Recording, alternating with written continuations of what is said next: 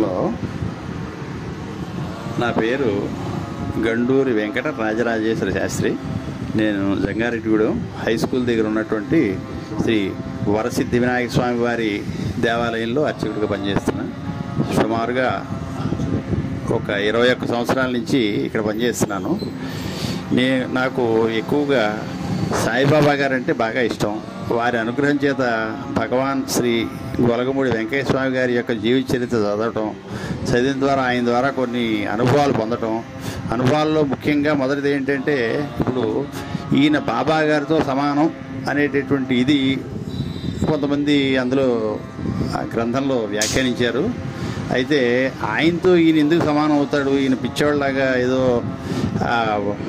కొండల్లోనూ గుట్టల్లోనూ తిరుగుతూ ఊళ్ళంబడి తిరుగుతూ ఉండేవారు అనేటటువంటి చిన్న తేలికపాటి అభిప్రాయం ఉండేది. అది ఆ గ్రంథం చదువుతుండగా నాకు ఒకసారి కరెంట్ షాక్ కొట్టినట్టు అయ్యి కళ్ళమ్మట రకమైనటువంటి ఆనంద బాష్పాలతో ఒక 10 నిమిషాలు పుస్తకం చదవలేకపోయాను. అప్పుడు ఆయన నమస్కారం చేసుకున్నాను. స్వామి, మీరు ఆయనతో సమానం, ఇంకా ఆయనకంటే కూడా ఎక్కువేనేమో అనేటటువంటి అభిప్రాయం నాకు కలిగింది. నేను ఇక్కడ చేస్తూ స్వామివారిది ఒక పాంప్లెట్ నా దగ్గర ఉంటే అందులో వెంకయ్య స్వామి గారి నామాలు, పెసల సుబ్బరామయ్య గారు రాసినటువంటి నామాలు ఉంటే, శనివారం స్వామికి ఇష్టం కదా అని చెప్పి ఆయన ఫోటో ఉంటే చిన్న ఫోటో పెట్టుకుని వారం ప్రతి శనివారం చేయటం మొదలెట్టాను నేను. అది మొదలెట్టిన దగ్గర నుంచి కూడా ఇక్కడ స్వామివారికి యొక్క ఇది వరసిద్ధి వినాయక స్వామి వారి యొక్క మహిమ అనేటటువంటి మంచి వెలుగులోకి వచ్చింది. అయితే స్వామి ఎప్పుడు కూడా మహిమ గలవాడే, అయితే ఎక్కువగా గుర్తింపు ఉండేది కాదు.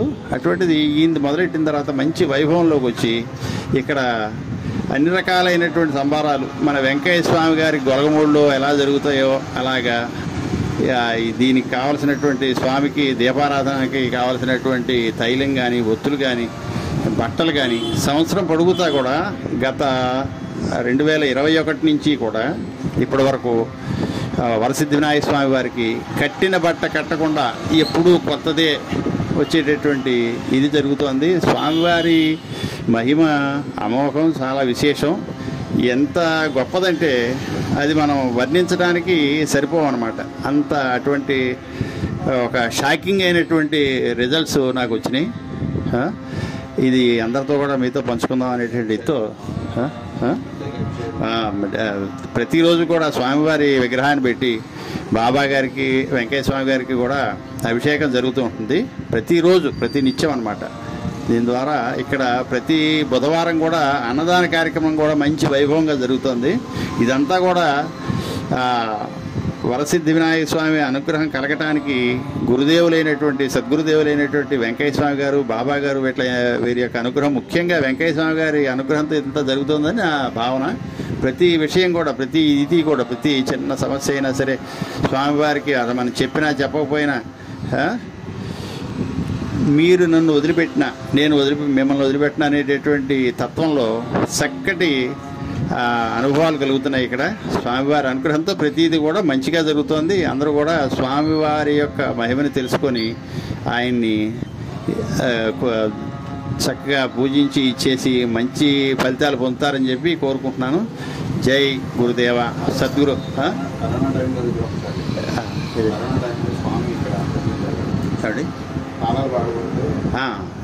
కరోనా టైంలో కూడా ఇక్కడ నేను మామూలుగా స్వామి పటం, విగ్రహాలు ఇవన్నీ ఉన్నాయి. స్వామి ఎక్కడ పటం ఉంటే అక్కడ ఉంటారని అంటారు. ఇది నిజమేనా కాదా అనేటటువంటిది ఒక సందేహం వస్తే ఒకనాడు రాత్రిపూట స్వామివారి ఇక్కడ గదిలో ఇక్కడ గుడిలో కాపలా కాస్తున్నట్టుగా, కర్రపుచ్చుని కాపలా కాస్తున్నట్టుగా దర్శనమైంది.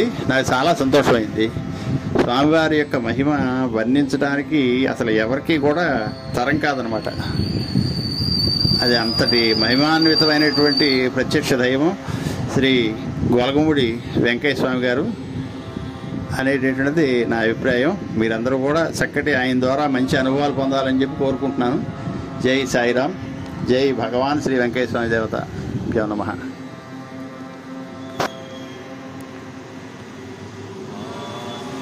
ఓం నారాయణ ఆది నారాయణ.